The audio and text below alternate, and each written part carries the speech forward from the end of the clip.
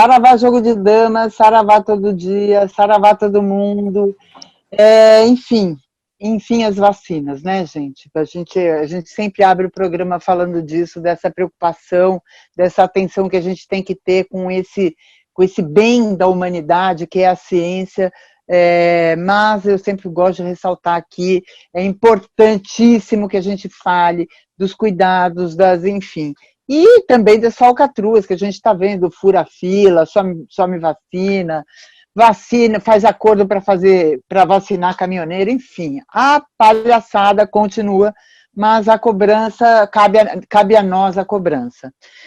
E o Brasil, o Brasil que ainda está sem vacina, ou com poucas vacinas, o Brasil do jeitinho, o Brasil está se desindustrializando, né? As indústrias, um grande número de indústrias está debandando, saindo fora, e isso causa meio que um alvoroço na economia, mais do que a gente está vivendo, mas existe uma história por trás disso, isso não começou agora, isso faz parte de uma situação, de uma proposta, né, de acolhimento das indústrias, que nem sempre foi em benefício do Brasil. E para falar disso, a gente trouxe uma pessoa que já veio aqui para falar com a gente, enfim, que é o Paulo. Saravá, Paulo! Saravá, Niobe, alegria estar contigo aí, com o Daniel, com a Poliana aí, todos os internautas. Paulo Torelli, advogado do Rio Grande do Sul, procurador do Estado do Rio Grande do Sul. Paulo, a gente teve essa notícia da Ford, né, da saída da Ford, né, do país, e isso causou um alvoroço, né? Imagina, desde de 1919, a Ford no Brasil, né, como se a gente tivesse tido grandes vantagens com a Ford. Mas você sabe de uma história que faz parte, né, dessa trajetória da Ford no Brasil, que não é tão bonita, tão alvissareira assim. Então, eu queria que você se apresentasse e contasse um pouquinho como é que foi a tentativa da Ford de ir para o Rio Grande do Sul, o que aconteceu na época do governo Olívio Dutra. Bom, uma alegria, Niobe, como já disse, saúdo a ti novamente, aí, ó, o Daniel, a Poliana, que estão na tua produção, os internautas, as internautas que... na verdade é isso, tem muita ideologia e a fake news, né, que na realidade ela começou já há muito tempo, mas que hoje em dia o pessoal até chama isso de guerra híbrida, né, quer dizer, o que importa não é a verdade, é a capacidade de difundir a tua versão. Então espaços como esses são cada vez mais fundamentais, então eu só tenho a cumprimentar vocês e dizer sim, eu tinha 33 anos de idade, eu era procurador-geral do Estado do Rio Grande do Sul, o governador Olívio Dutra, a quem eu conhecia desde a fundação do Partido dos Trabalhadores, confiou a mim essa missão, eu já era procurador do Estado do Rio Grande do Sul de carreira, e coube a Procuradoria junto com a Secretaria de Desenvolvimento Industrial e a Secretaria da Fazenda renegociar no início de 99, início do segundo governo do Fernando Henrique Cardoso, os contratos com as montadoras que recém estavam começando as obras para instalar suas fábricas aqui no Rio Grande do Sul, tanto a General Motors quanto a Ford.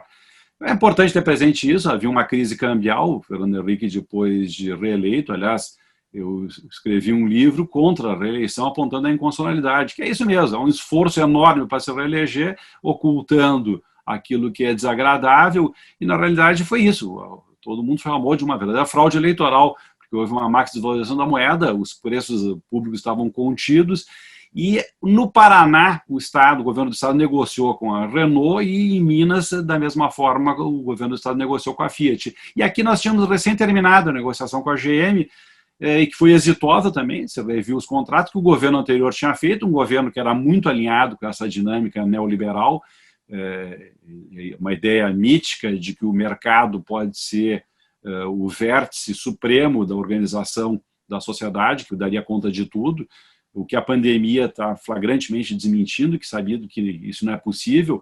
Uma vacina que se sabe que é um bem coletivo, é um bem público, qualquer país evoluído, mesmo os países de matriz mais neoliberal e até mais conservador, como a Hungria, com o Viktor Orbán, Netanyahu em Israel, e até o Trump já tinham começado, quando ele ainda era presidente, algumas semanas atrás, campanha de vacinação, porque vacina é um bem coletivo.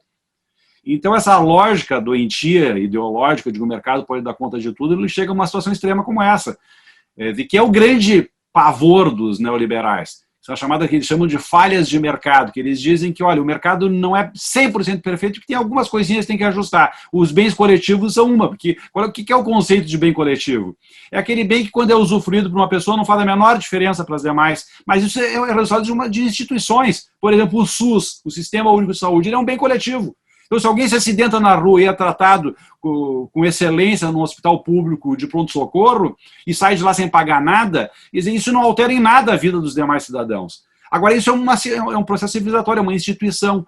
E, na realidade, havia essa lógica, que começou com a onda neoliberal, de que, grandes indústrias vindo a peso de ouro e subsidiadas e financiadas pelo Estado iriam alavancar o desenvolvimento.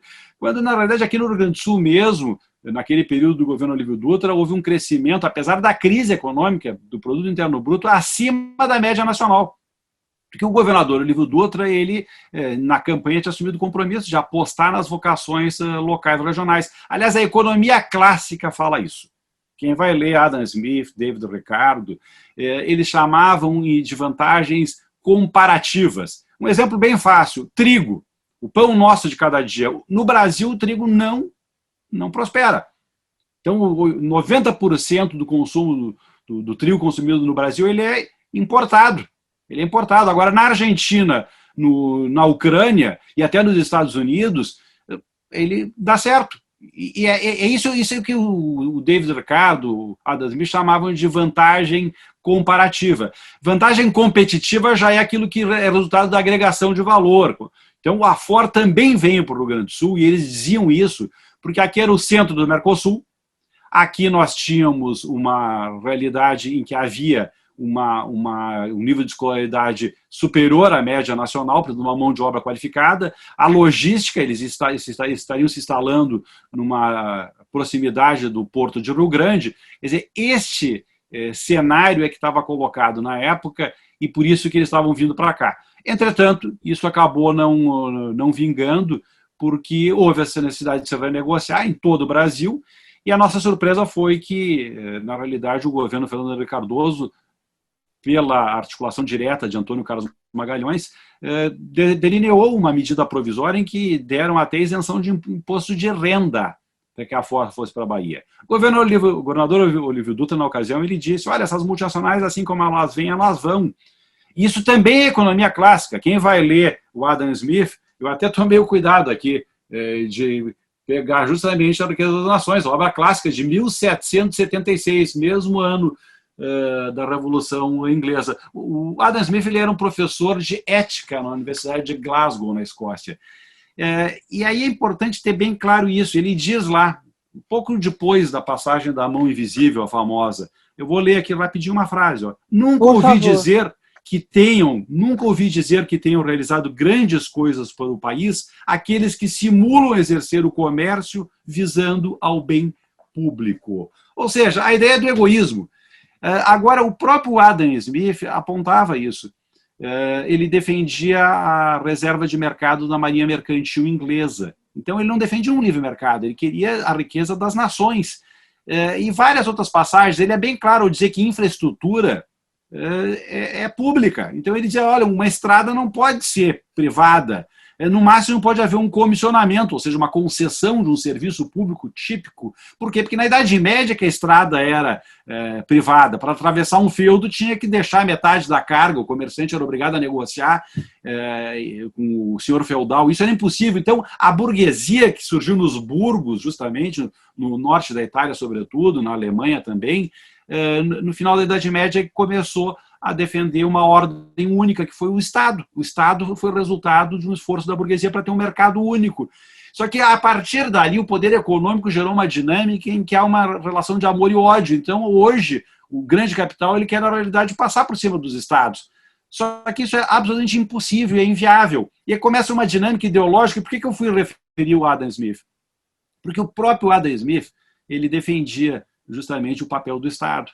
E aí é uma visão ideológica enviesada e manipulada mesmo, no sentido de dizer, não, deixa que o mercado vai dar conta de tudo, porque está comprovado que o mercado é egoísta, e é isso que ele dizia. Agora, e é isso... engraçado, né, que os neoliberais, eles usam a bandeira do Adam Smith, né, como um Sim. grande neoliberal, né, como Mas não leram, não leram.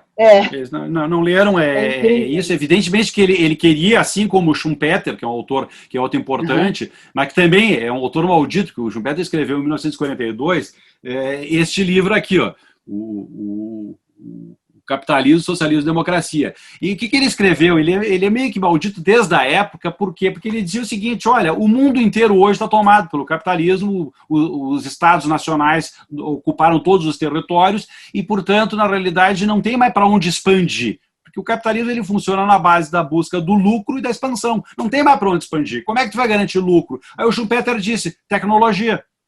E o capitalismo compreendeu isso, tanto que a Nasdaq, a Bolsa de Tecnologia de Nova York, é para justamente aferir, porque é isso que possibilita o capitalismo sobreviver.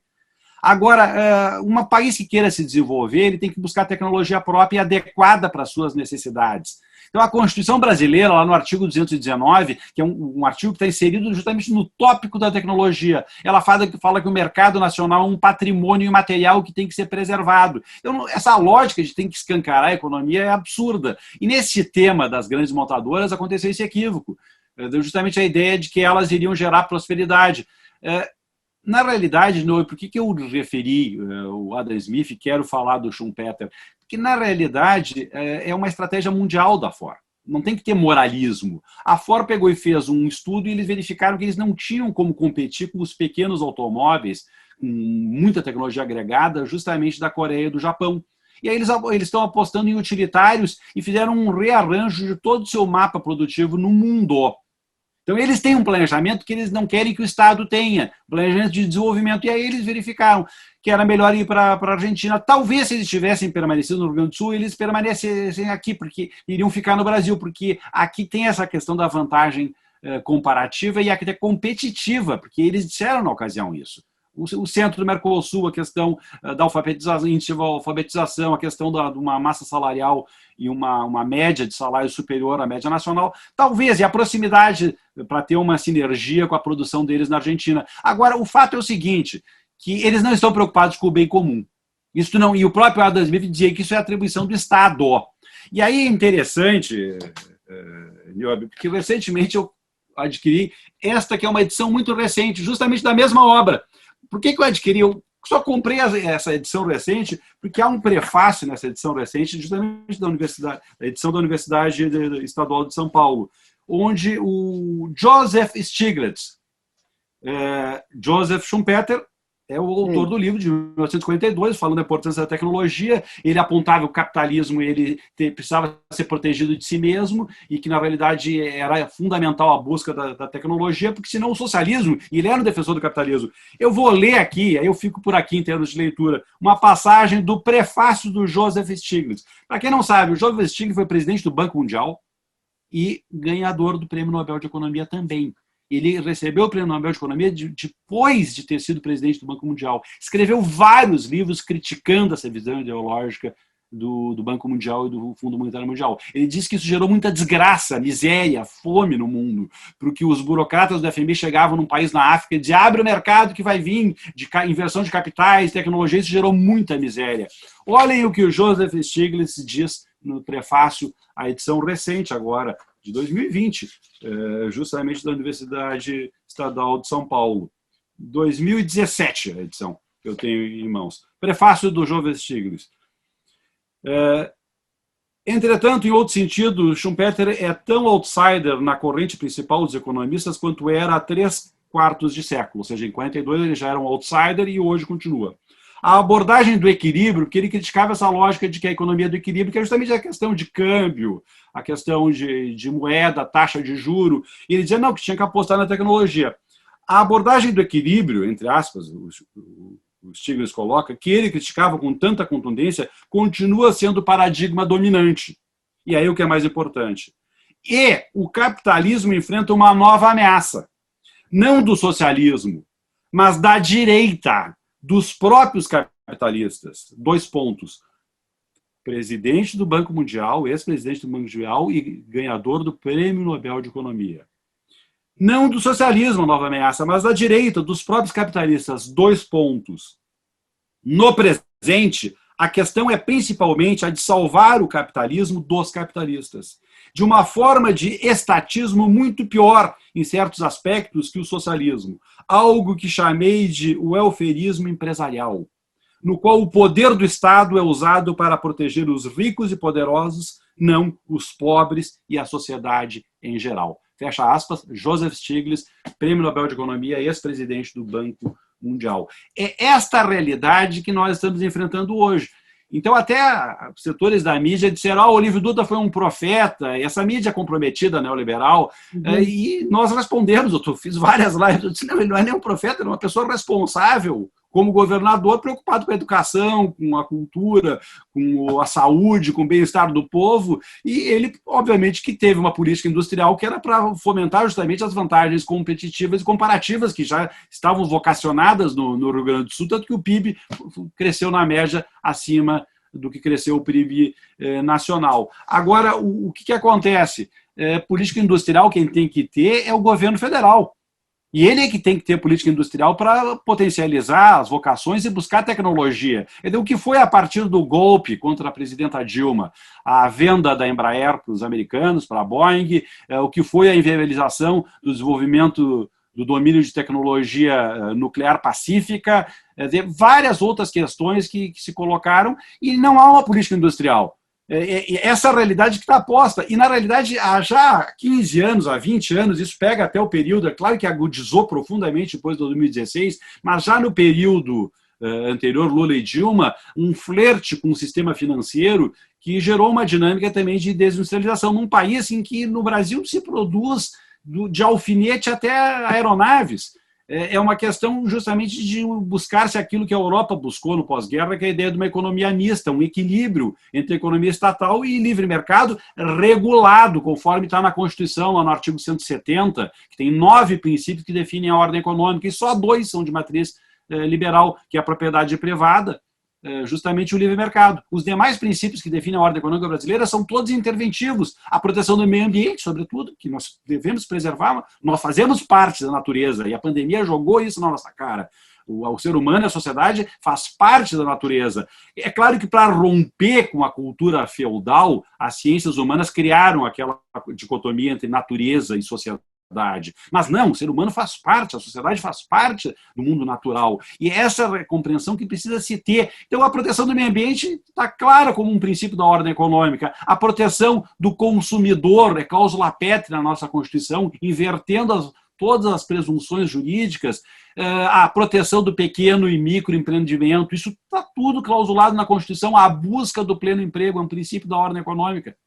Agora, eu já vi juristas, até mesmo, dizendo que tem alguns princípios que são mais importantes do que o outro, que é uma besteira. No constitucionalismo contemporâneo, a Constituição é um texto único, e existe um princípio que ele chama de unicidade, além da Constituição estar no vértice do ordenamento jurídico. Então, isso tudo nós colocamos em debate na época, e nós fomos obrigados a entrar com uma ação, inclusive contra a Ford, que acabou sendo exitosa. A Ford foi condenada a devolver todos os recursos que havia já recebido do Estado.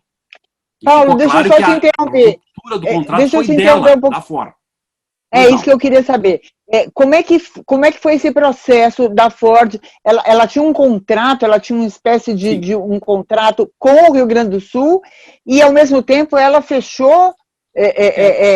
Tudo isso, eu vou te passar o link, isso aqui está no site oficial da Procuradoria do Estado do Rio Grande do Sul. Tudo isso está nessa documentação, que é uma edição especial da revista da Procuradoria-Geral do Estado. Sim, quando começou o governo, então os contratos vieram a público, que na verdade se sabia, estava anunciado, só que esses contratos nem os deputados na Assembleia Legislativa tinham acesso a eles. E aí, então, quando o novo governo assumiu, em 1º de janeiro de 99, nós fizemos um largo estudo, um profundo estudo. O Ricardo Antônio Lucas Camargo, que eu sei que vocês já convidaram, vai estar contigo logo fazendo uma live, ele era meu procurador-geral adjunto, ele fez um estudo detalhado, está aqui na revista, ele mostrou todas as inconstitucionalidades, e aí nós sentamos para negociar com a empresa, diz, olha, esses contratos são inconstitucionais, inclusive dando 3 vezes mais vantagens do que a Assembleia Legislativa tinha autorizado. 20 anos de isenção de ICMS, água gratuita, luz gratuita por conta da Companhia do Estado, as obras de infraestrutura, de acesso, até o Quem anel negociou isso foi o governo Antônio Brito, que era anterior, e era um governo alinhado com essa linha neoliberal. Inclusive, ele estava usando dinheiro das vendas da Companhia de Energia Elétrica e da Companhia de Telefonia para entregar para essas empresas. Bom, o que aconteceu? E aqui é algo bem interessante. Eles já tinham, na assinatura de um contrato, entregue 43 milhões para a empresa. E a segunda parcela, que também teria que ser entregue em dinheiro, nós também dinheiro vivo, iria vencer dia 31 de março de 99. E a empresa começou a fazer um barulho na imprensa. Não vou cumprir o contrato, não vou cumprir o contrato. Como nós analisamos os contratos, nós vimos o seguinte, mas eles não prestaram contas ainda dos 43 milhões. E aí, como tinha já terminado a negociação com a GM, que foi exitosa, tanto que ela continua no Rio Grande do Sul até hoje, quando começou a negociação com eles já em meados de fevereiro de 99, eles disseram, vocês vão pagar do dia 31? Eu disse, claro, mas vamos aguardar até lá. Mas vocês não prestaram contas ainda. Nós vamos prestar contas. 2 dias antes do dia 31, eles entregaram caixas de papelão na Secretaria de Desenvolvimento Industrial com aquilo que seria a prestação de contas. Bom, a equipe do secretário Zeca Moraes, falecido, hoje ele é falecido, saudoso secretário Zeca Moraes, ele fez um esforço, em 48 horas eles analisaram todas as notas fiscais. Bom, não estava na forma contábil, e dos 43 milhões, 19 era a contratação de uma matriz, justamente que é o coração de uma montadora. Só que tinha um detalhe, essa matriz iria ser entregue 3 meses depois da data prevista para a inauguração da fábrica, e aí em São Paulo, em Tatuapé. E aí nós temos essa matriz aqui, não tem nada a ver com o projeto daqui. E as outras notas fiscais, eles juntaram notas as mais discrepantes, que não tinham nenhuma pertinência com o contrato, só para dizer que estão prestando contas. A impressão que dava é que o governo anterior não ia nem cobrar a prestação de contas. Tanto que nós cobramos, porque existe uma regra básica no direito contratual, que os contratos têm que ser cumpridos, claro. Mas ninguém pode exigir que o outro cumpra o contrato quando não está cumprindo, que é a exceção do não adimplemento. O contrato tem que ser cumprido, exceto se uma parte não cumpre, ela não pode exigir da outra. E aí nós dissemos, então esse valor não vai ser entregue, nós fizemos uma notificação, que está nessa revista, dizendo, olha, tem várias inconstitucionalidades nesse contrato, a prestação de contas não é idônea, e a principal despesa vai ser só de uma matriz que vai ser entregue depois da inauguração da fábrica em outro estado da federação, e as notas fiscais eram tão escandalosas, eles juntaram qualquer tipo de nota, que não é um xiste, não é uma brincadeira que eu vou dizer agora. Eles juntaram notas fiscais até de compra de roupa íntima feminina. Tinha até compra de sutiã e calcinha. Que nós dizemos, isso aqui não tem nada a ver com a fábrica. Não, mas isso aí é questão de representação, porque é para as mulheres que trabalham conosco, as esposas. Desculpa, esfarrapada, ou seja, uma coisa assim que era inimaginável. Resultado. Na realidade, tinha uma medida provisória do Fernando Henrique, articulada pela ACM, que iam dar até isenção de imposto de renda. Consta que hoje o total de benefícios fiscais que a Ford recebeu, agora que está saindo da Bahia, soma 20 bilhões. E aí, da noite para o dia, como disse o governador Olívio Dutra, eles estão indo embora. Mas não por razões morais, não porque eles não gostam de A ou de B. Sim, existe uma retração na economia mundial, eles estão fazendo um planejamento. E, é claro, o Brasil está passando por um processo de desindustrialização que se agudizou muito no último período, no período mais recente. Eles estão buscando sinergia para os negócios dele. E aqui, justamente, é que entra a responsabilidade dos gestores públicos de não ficar entregando dinheiro achando que isso vai ser uma meca salvadora que vai gerar desenvolvimento e crescimento. O que gera desenvolvimento e crescimento é a aposta em tecnologia, com políticas industriais consequentes que estejam focadas no bem-estar do povo, na busca de um desenvolvimento que seja sustentável. Quer dizer, essa que é a realidade que está posta, e que essa lição da fora ela escancara na realidade. Paulo, você falou bastante do investimento em tecnologia e na desindustrialização, o Brasil passando por esse processo de desindustrialização. O que a gente pode projetar daqui para frente, uma vez que a gente está vendo que, né, tecnologia realmente não é um assunto, aliás, eu nem sei qual é o assunto desse governo, Mas, enfim, tecnologia deve estar lá atrás das últimas prioridades. O que a gente tem de perspectiva em relação a investimento em tecnologia, tendo esse governo, né, diante desse governo? Olha, Que Obi, tipo de na luta? realidade, isso é um chamado que tu fazes, né? Que, na realidade, esse espaço teu aqui que é privilegiado justamente para formar consciência, né? Nós vivemos uma realidade de negacionismo, né? E no Brasil tudo, na realidade, se traveste em pirataria. É uma coisa surpreendente, né? Porque nos Estados Unidos existe um bolsão de negacionismo que é uma coisa meio que messiânica, que eles acreditam sim naquela dinâmica lá, o pessoal que é seguidor do Trump, e os caras, eles negam a ciência. Só que no Brasil, os negacionistas, na realidade, têm um raciocínio utilitário, é muito mais uma coisa de conveniência para ganhar, para faturar, tanto é que estão aí, nós estamos vendo, eles estão querendo furar a fila para tomar vacina. Quer dizer, eles são negacionistas ou não são? Eu não consigo compreender, porque na realidade é muito mesmo, mais uma macaquice mesmo, no sentido de pegar e se alinhar com interesses estrangeiros. O que eu vou te dizer? Eu acho que sim, a pandemia ela teve um efeito reflexo que foi uma chamada de consciência. Quem iria imaginar que um homem de direita como Emmanuel Macron na França fosse dizer que a economia e o mercado devem servir à vida e não a vida ao mercado? Ele disse lá em março, quando Bolsonaro, Trump estavam operando no negacionismo. Então, isso, na realidade, coloca para mim uma realidade que talvez seja uma freada de acomodação, no sentido de, bom, eu sou a favor de uma globalização em termos de cultura, de integração, de multiculturalismo, dos povos buscarem conviver e se aperfeiçoar no esforço de cooperação. Agora, os mercados, eles são essencialmente endógenos, eles têm uma identidade cultural. Ninguém pode imaginar uma pessoa que queira abrir uma churrascaria na Índia, onde a vaca é sagrada. Então, isso tem um elemento cultural, que eu trabalho até com um exemplo desse tipo, por razões óbvias. Agora, é um entreguismo que é inimaginável. Quer dizer, pega o tema da Petrobras, por exemplo. Uma das maiores empresas do mundo com tecnologia mais avançada para extrair petróleo no mar profundo, e com uma planta industrial que vai da extração até o refino e a distribuição. E agora o Supremo Tribunal Federal, há pouco tempo atrás, disse que é possível vender subsidiária de estatal sem autorização do Congresso Nacional.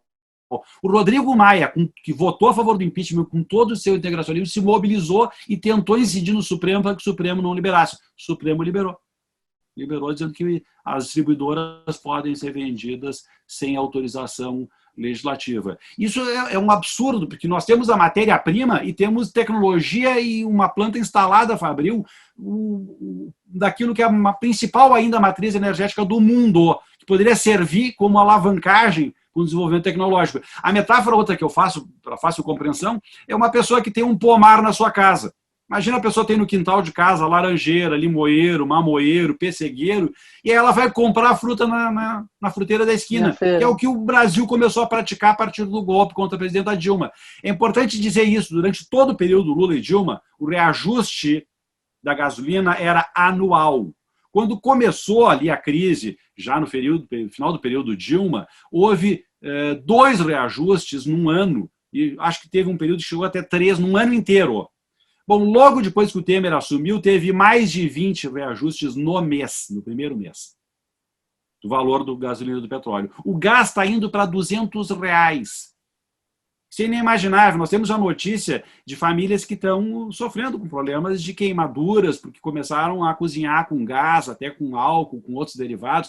Quer dizer, é inimaginável isso. E essa situação. E é pior, a pessoa vai comprar na esquina a fruta que foi arrancada do seu pomar. Que é isso, o Brasil está praticando preços internacionais quando o petróleo está saindo cru do Brasil. Então, o que eu vou te dizer, Niobe? Essa tua pergunta, na verdade, é um chamamento à consciência e à mobilização das pessoas. Então, na realidade, hoje, nos fóruns mais conservadores, o fora Bolsonaro está reverberando. Porque é uma coisa impressionante.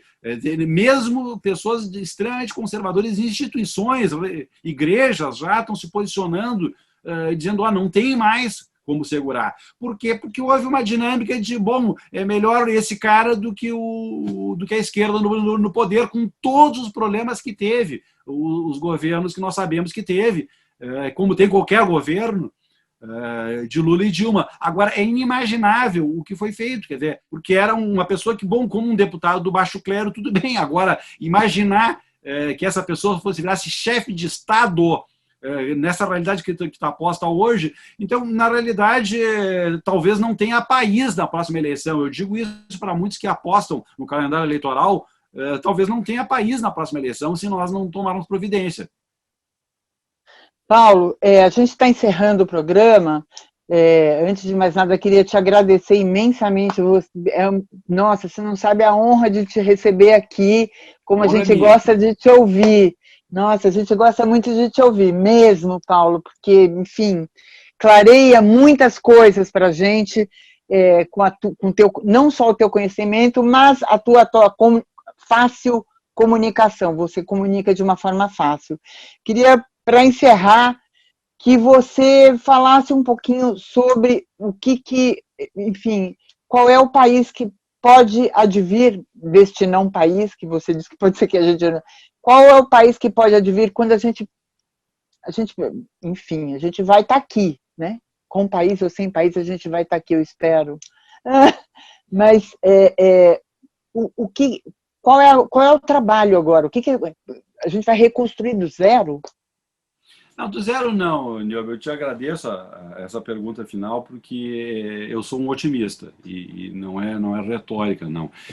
E acho que se nós olharmos a curva histórica do Brasil, nós vamos ver que existe, sim, com toda a manipulação, fake news, fragmentação de consciência, existe um SUS, um Sistema Único de Saúde. Ele não veio do nada, ele veio de baixo para cima.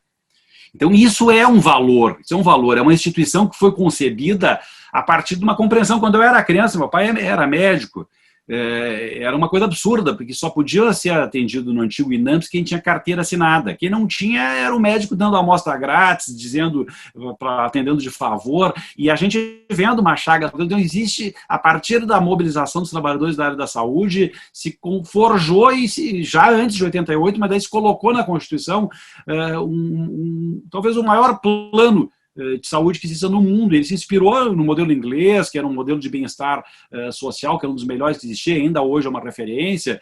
É diferente dos Estados Unidos, onde não tem. O Obama se bateu muito por isso, e ainda assim hoje tem esse problema. Mas eu pego só esse exemplo do direito à saúde, que é um direito básico, assim como o direito à educação, que geram externalidades positivas inimagináveis. Quer dizer, uma criança alfabetizada, um jovem promissor, que tenha oportunidade de ingressar numa faculdade gratuita e buscar sua vocação, ele não está apenas gerando o bem-estar da sua família, ele está gerando externalidades positivas que vão reverter a favor de toda a sociedade. Isso independe das mentiras que todos os governos têm, dos malfeitos que todos os governos têm, dos acertos ou não, da ideologia que cada um tem o direito de professar numa sociedade plural e democrática. Então, eu sou otimista. É óbvio que houve uma aposta das elites brasileiras. Na realidade, o que eles queriam era um conservador de centro-direita, alguém alinhado. Dizem que, na realidade, a aposta era o Alckmin, mas que ele não vingou. E o Bolsonaro, com seu populismo de direita, essa forma escrachada dele, dentro dessa eleição disruptiva e com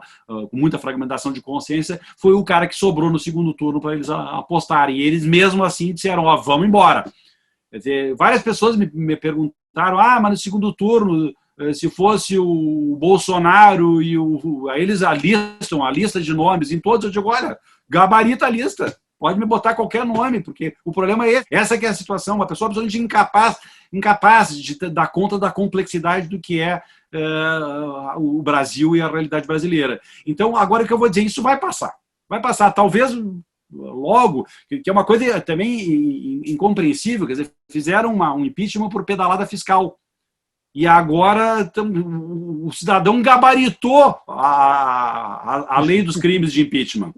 Falando em gabarito, ele gabaritou. Quer dizer, não tem item na lei do impeachment que ele não tenha preenchido. E aí o Congresso Nacional, a Câmara dos Deputados, o Rodrigo Maia diz, não, Pois é, talvez não seja o momento ou não. Vamos falar bem claramente, o capital tirou a presidenta Dilma e o capital está sustentando Bolsonaro. Isso é um outro debate que a gente pode fazer. Eu sou um defensor da obra compromissória da Constituição de 88, eu sou um defensor, acho que não é, em hipótese alguma, cabível se pensar numa nova Constituinte, mas o Estatuto do Poder precisa ser modificado.